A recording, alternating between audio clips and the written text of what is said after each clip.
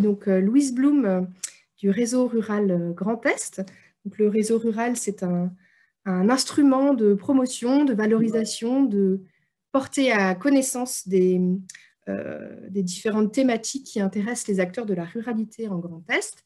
Et donc aujourd'hui, on se retrouve pour parler du service civique en milieu rural. Donc dans un premier temps, je vais vous présenter l'ensemble des intervenants qui seront avec nous pour ce matin. Et je laisserai ensuite la parole à Monsieur Chevalier Cédric, qui était élu jeunesse à la région. Donc, pour ce webinaire d'une durée de 2h30 approximativement, nous avons avec nous Benoît Lepage de la direction jeunesse côté État. Nous avons également la direction jeunesse côté région qui est présente avec Céline Armspar et Monsieur Gilles Reicher. Voilà, et nous avons également l'association Parcours le Monde, représentée par Anne-Sophie Battista, qui témoignera de cette expérience d'accueil de services civiques en milieu rural. Donc, je vais tout de suite laisser la parole à Monsieur Chevalier Cédric, qui voudrait introduire un peu ce webinaire. À vous, Monsieur Chevalier. Bien, écoutez, merci. Bonjour à tous et à toutes. Merci de vous être déplacés jusqu'à votre écran ce matin, j'espère, entre la cuisine, la salle de bain et la chambre.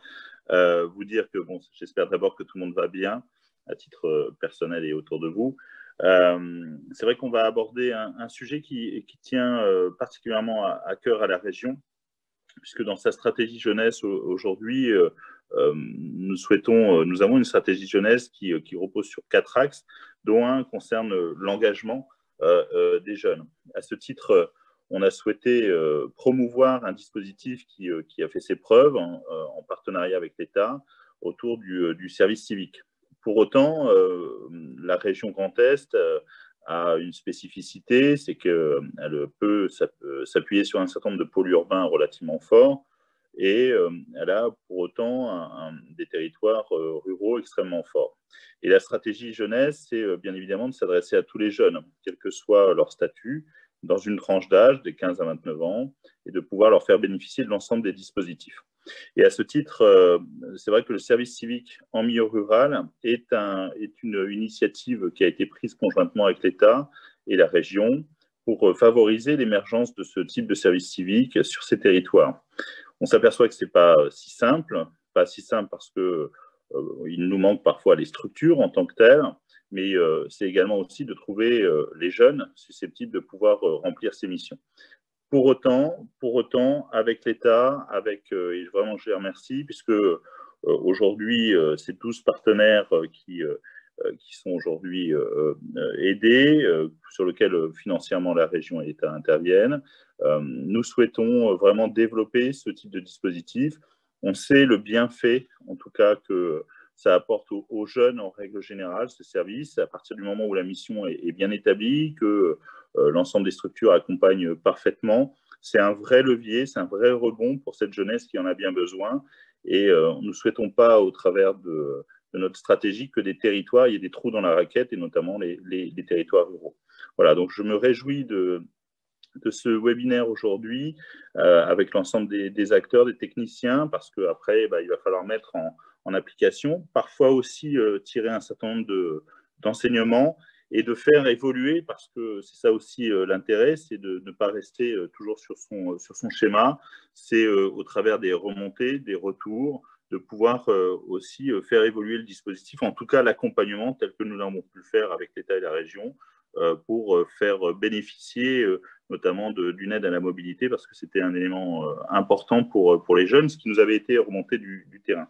Voilà, on souhaite vraiment que ce dispositif rayonne sur l'ensemble des territoires ruraux. En plus, l'État a annoncé en tout cas une volonté pour 2021 dans ses budgets à ce que le dispositif de service civique au sens large prennent aussi une dimension encore plus importante pour accompagner les jeunes dans les difficultés qui sont les leurs et aussi les aider à passer un cap. Donc, je crois qu'il faut, la région en tout cas, s'inscrit dans cette démarche et elle vous remercie en tout cas de pouvoir y contribuer et de pouvoir faire rayonner l'ensemble de ce dispositif au service de la jeunesse et au service de la région. Donc, merci. Je vais suivre d'une oreille, parce que c'est l'avantage d'être en webinaire, c'est d'avoir plusieurs choses au feu à la fois.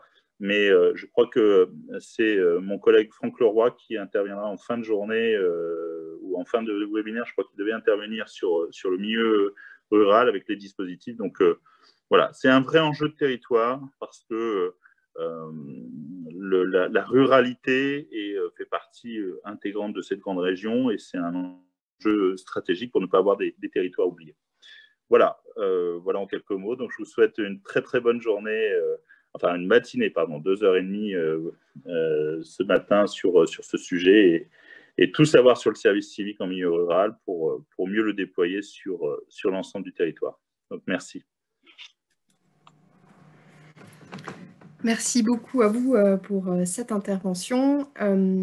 Avant de laisser la parole à Benoît Lepage, quelques petites règles de fonctionnement, des précisions sur l'IVI. Donc, vous êtes actuellement sur l'IVI.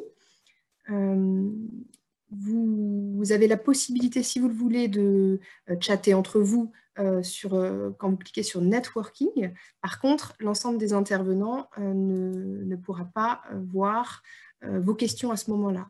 Donc, par contre, si vous allez sur le chat, là, elles nous seront directement transmises. Donc là, nous sommes en plénière. Il y aura une partie atelier à partir de 10h30 tout à l'heure. Donc, il vous suffira de cliquer sur atelier 1, 2 ou 3. Mais je vous redirai à ce moment-là quelles sont les thématiques qui vont être abordées dans chaque atelier. L'ensemble du webinaire est enregistré. Donc vous pourrez bien sûr ensuite le diffuser, vous transmettre le lien à des collègues potentiellement intéressés qui n'ont pas pu venir sur nous rejoindre ce matin. Il sera diffusé sur la chaîne YouTube du Réseau Rural, notamment. Voilà. Vous avez donc la possibilité de poser vos questions, comme je vous l'ai dit. Si vous cliquez sur le lien